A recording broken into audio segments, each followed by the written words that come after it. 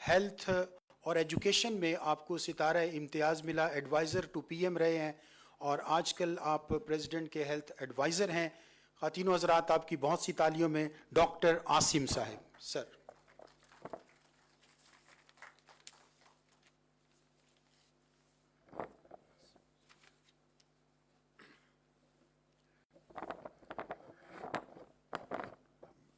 Bismillahirrahmanirrahim. Mr. Ghulam Ali Mullah, Mr. Zamrud Khan,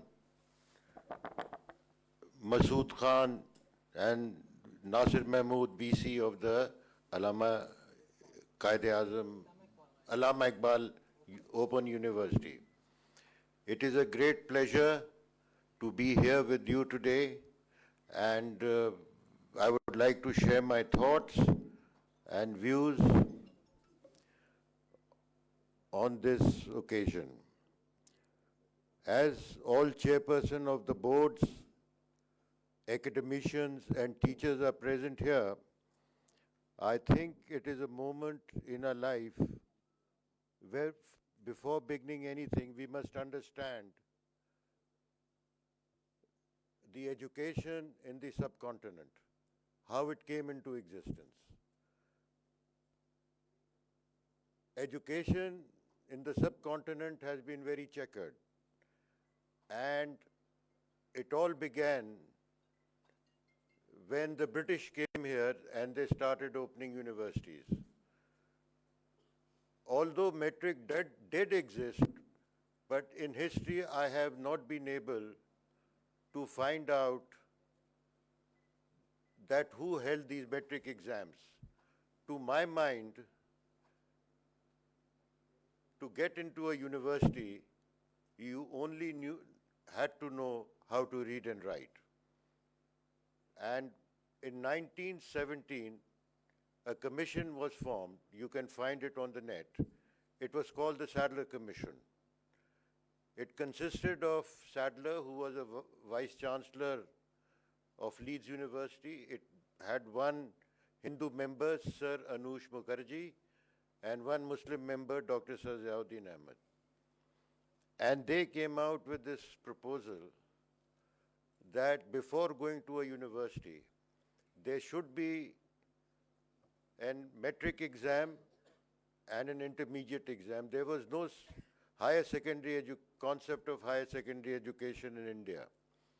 And it is very interesting if you go and read the synopsis of the Sadler Commission on internet.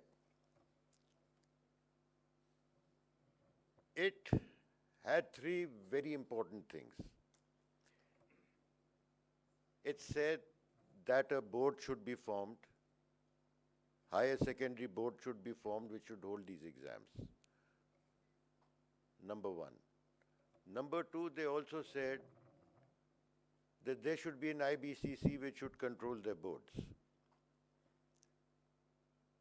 And initially, as the time was short, so holding of metric and intermediate exams landed up with the universities of that time. And if you go and see your elders who have studied in school in Pakistan before 60s, they carry degrees of Karachi University, Punjab University, Sindh University. They were the examining bodies. And although they did say that IBCC will be created, but even in Pakistan it was created much later, although in India it did exist. And it had three purposes. The boards had three purposes.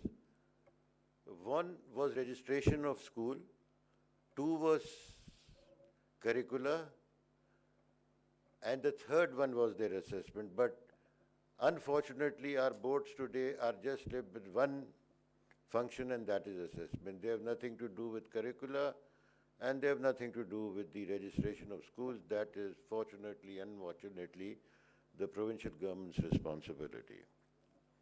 And it continued that way. And so in 1920, the concept of higher education came into the subcontinent. And here also it continued with the universities holding exams. In 1958, a commission was formed. It was called as the Sharif Commission. And this brought reforms into our country. This created the boards.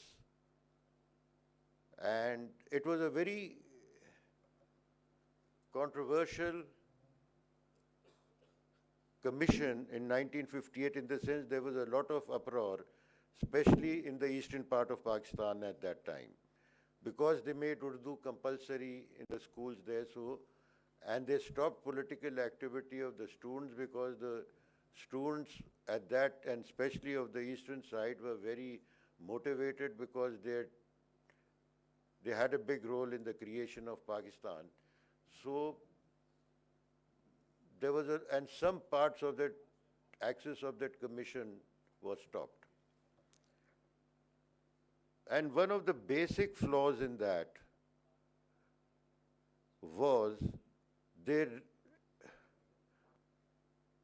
reduced the BA or bachelor's degree to 2 years. Now this created a conflict. The world wanted 16 years to be an undergraduate college. So we had 10, 2, and 2, 14. When the world made an uproar, then we, in all understanding, what we did, we made a bachelor's 4 years to cover those 14 years.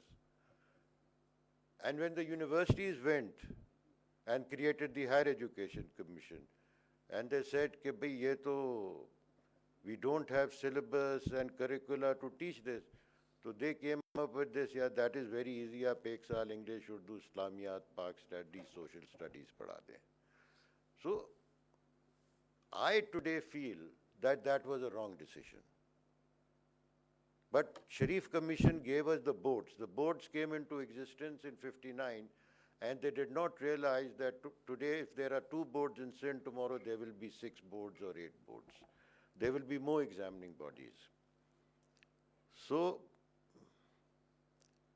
I personally feel, and as all of you are chairpersons and everybody, we should go back to our old system. The bachelor's should be 3 years. And we should have convert metric into 11 years and have an advanced metric. And the courses of metric should be mapped with the modern systems like Oxford or Cambridge or whatever you want.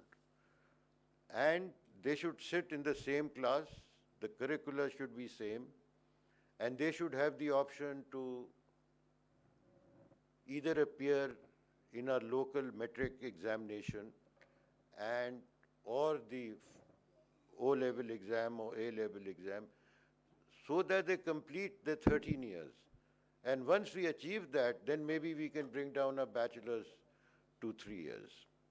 So it's a process, it's time-taking, but one must be open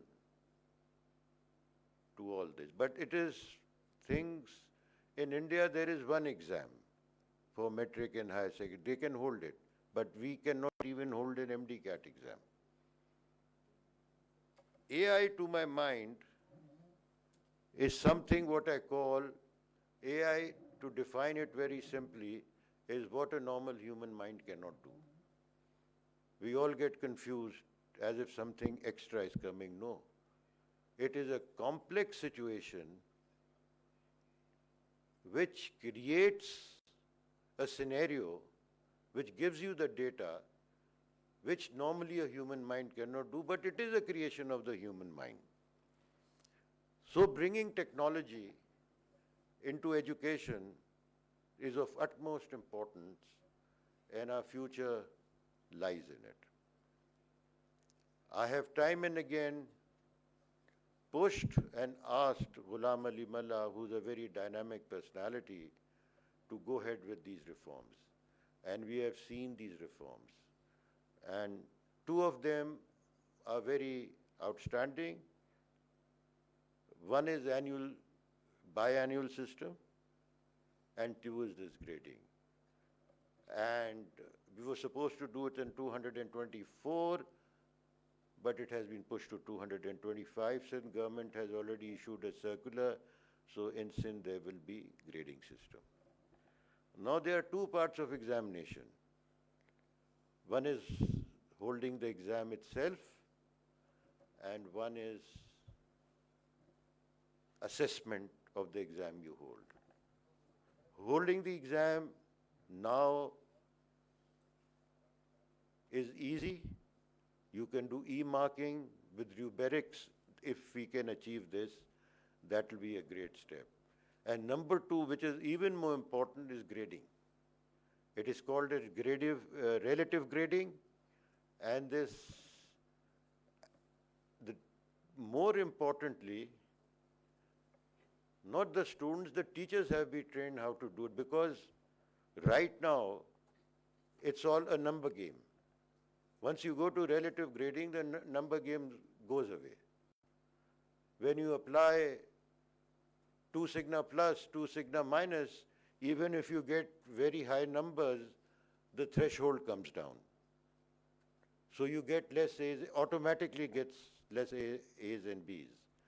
And as Mr. Ghulam Ali Mullah was saying, that this gives you the data to exactly find out where the student has gone wrong, what the student did not do. So it is really a question of technology, computers, and I would request the IBPC to give some kind of software to all the boards so we are on one equal platform. And it should be directly connected to the boards. Whatever they do, you should have the data with you, so it cannot be manipulated at the boards level. I also think under you, there should be provincial IBCs, which you should run to coordinate all these boards with you. To do it with each and every board is going to be very difficult. So the use of technology, as you have very rightly pointed out, is a brighter future, and you hold the key to this country. I feel primary, secondary, higher secondary education are the grounds.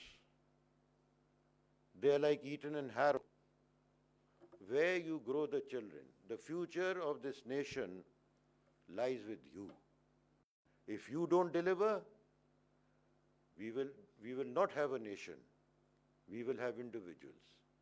And what we have today are individuals looking for their own means, for their own needs, with their own thoughts.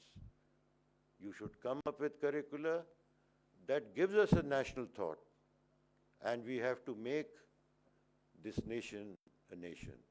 I would, in the end, not take much of your time, but would like to thank the organizers for organizing such an event, and I'm sure it will play a big part in the future understanding of how exams should be held, how the curriculum should be made, and the way forward in this world with modern technology. Thank you.